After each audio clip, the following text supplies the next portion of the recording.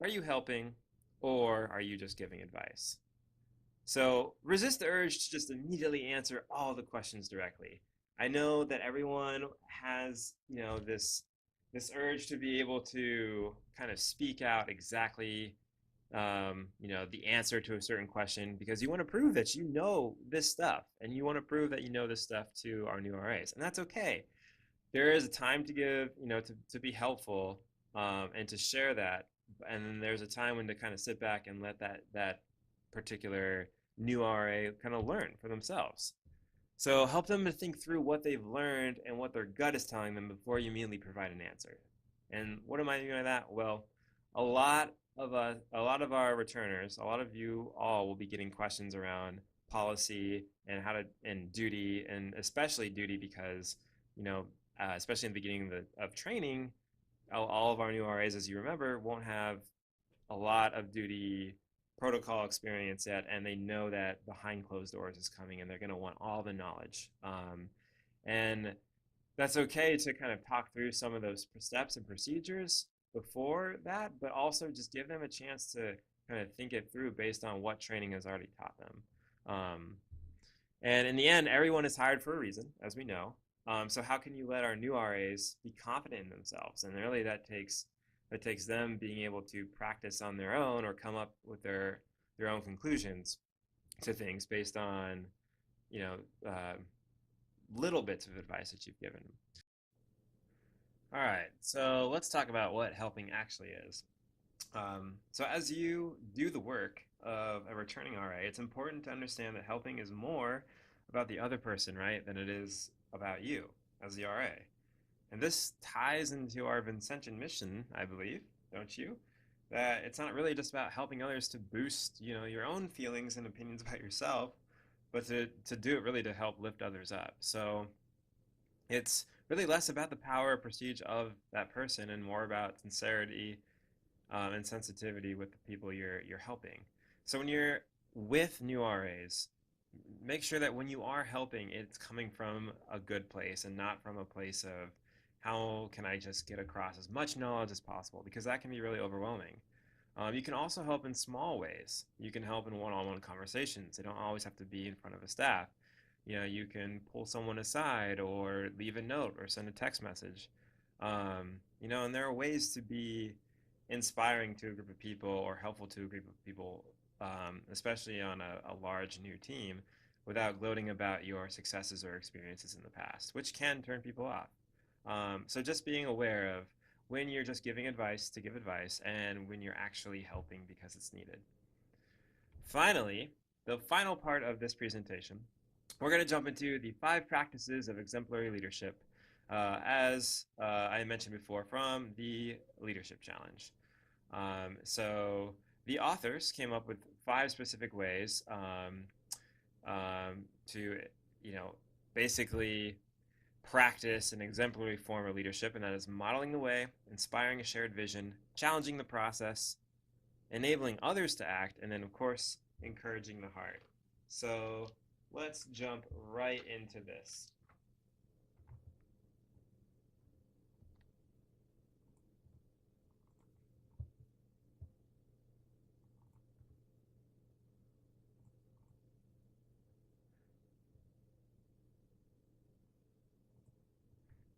All right, so we're going to go ahead and discuss the 5 practices of exemplary leadership. And that is brought to you by James Cruzes and Barry Posner, who wrote The Leadership Challenge, which is a great book on leadership for everyone from young adults and college students to folks who are working in various fields, whether private or public. So the 5 are modeling the way, inspiring a shared vision, challenging the process, enabling others to act, and encouraging the heart. So I'm going to try to relate these 5 to your roles as returners, and the RA role. Okay, I don't know. Oh,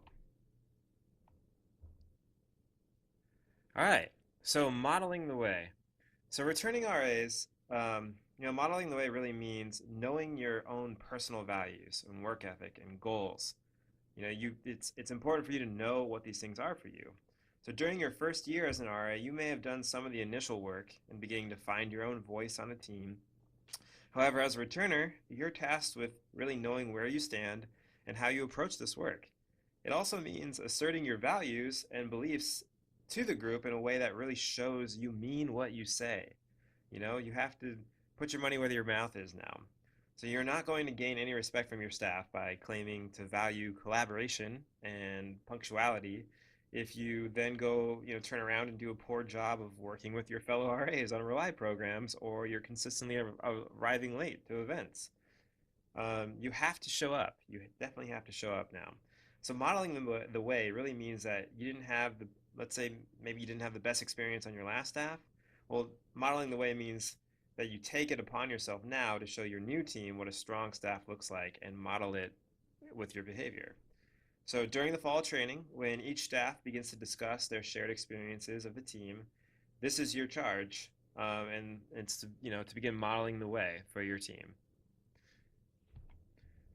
The second one is inspire shared vision. So leaders look forward to the future. You're very future focused, and you hold in your mind an idea or a vision of what you think the future could look like, and specifically for RAs, what you think your team will be as a returner. As a leader, you have a sense of like what is uniquely possible if you can get your peers all on board. So returning RAs are not simply just envisioning these ideas, but getting their actual peer RAs to buy into them as well. So you are the ones who will collaborate to really breathe life into a vision. Um, Whether it's a building theme that you're hoping for, you've already decided on, or the staff is selecting at some point, or it's a large scale Rely initiative you'll be planning in the fall, um, really, it's the returner RAs who should be able to communicate their visions clearly and show their RA peers how their own values and interests will probably be served by this vision. How can you get them to buy in? Well, making sure that they know that their best interests are involved here. Think of a time during your first year as an RA where you bought into a shared idea or vision for your team. Most likely it was a returner with some sense of the community from a previous year, making suggestions and statements and sharing, this and that. But what was it about their shared vision that brought you into the fold or that convinced you to lean their way about a particular idea? It may not have been as much about the idea itself as it was in the way that they just presented it to you. And that it would benefit the team. So, come the fall, you should be conscious of how you're sharing your vision with your teammates and be sure that it's in the best interest of your staff and as well as yourself. Our third one is challenging the process. So, this is a big one. And it's not just challenging Res Ed or challenging the university as much as it is challenging yourself to avoid the status quo and trying to do things differently. So leaders understand that challenges are opportunities to create something new, something better. Maintaining the status quo can definitely sustain a mediocre approach to the RA role. You're just doing the same things and just trying to get by. So yeah, sure, you're doing your job and but are you doing it at your full potential? So, are you beginning to notice that maybe the staff isn't holding itself accountable or just barely slipping by? Is there perhaps a res ed value or two that the team or yourself can focus on more, even if it might seem scary to you to tackle since maybe you don't have a lot of knowledge in that particular area that value entails? The truth is, most change actually doesn't come from the top. It actually comes from the people closest to the work that's actually being done. And as an RA, that's you.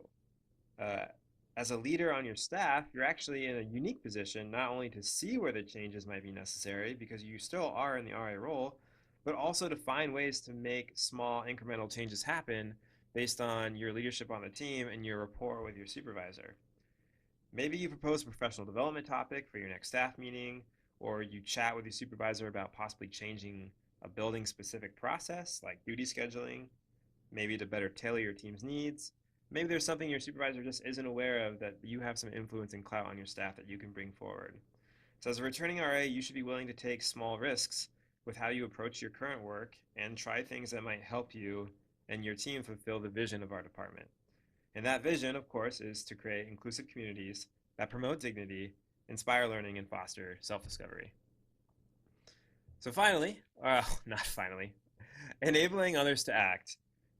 Leaders know that they can't do it alone. You need your peers to help make things happen. But as a returning RA, you have to learn how and when to let your peers buy in and self-author their own RA experience. To do this, however, you as a returning RA have to invest in building relationships with other RAs on your staff. So I'm going to say this again in case you dozed off. As a returning RA, you have to invest in building relationships with the other RAs on your staff. It is so, so important. Being a returner affords you a certain amount of power on the team that you alone can relinquish at any time for the benefit of a teammate. For example, ensuring our newer staff feel like they have a voice on the team from the start requires checking yourself, making sure your voice isn't the only one filling the room, and noticing who's wanting to step in but hasn't had the opportunity yet. Use your influence on the staff to give them that opportunity as a peer. It will go a long way in building trust on the team. Just think about a time during your first year when a returner asked you about what you thought, or you were called into a returner-dominated conversation during a staff meeting or during training. It probably felt pretty good to be recognized by a peer, and nice just to be able to chime in. Our first year RAs can be often intimidated by the sheer amount of knowledge and understanding of the RA role that a returner carries and can just spew out at any moment's notice. Think about it. You've had 1 or 2 whole years of this job under your belt. So that's countless duty nights, rely initiatives, staff meetings, training sessions, etc. So you know this job, and they don't yet. So helping bring them into the fold, help bring them into this experience is great. So as returners, you should help them to become the next great returning RA. And finally, my favorite, and I think most important at the end of the day, is encouraging the heart. So leading a team to do great things throughout an academic year is tough, and it requires a lot of encouragement to continue the quest, to stay on the path. But as a returner, you know the academic year at DePaul is a long, tumultuous process, especially in the RA role. So the difference is this coming year is that you'll be in a leadership role wherein you're expected to contribute to keeping the staff morale up with your supervisor. They need your help. So not only does this mean checking your attitude from time to time, because that's important, but also finding ways to recognize your peers for their successes. Whether at staff meetings or in one-on-one settings, find ways to show another person on the staff, especially those you may not spend a lot of time with, that you care and you're proud of them for whatever it was that they accomplished, whether it was in the RA role or not. Recognition from a peer, let alone a returner, really, really helps our newer staff feel welcome and a part of our team. Think about a time when you were recognized during your first year as an RA.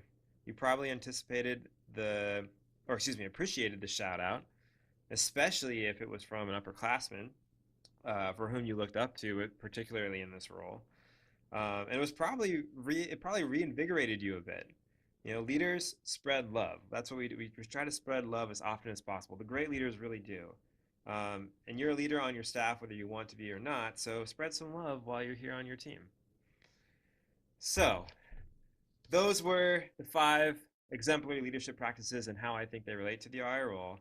Now, I want you to, our hope is that you reach back and extend a welcoming hand to our new RAs. And, this is a great responsibility that you have as a returner. So we hope you find ways to continue to lift up your team in the year to come. You get it because there's a picture of me being lifted up. All right. Thanks, everyone. Have a good one. Bye.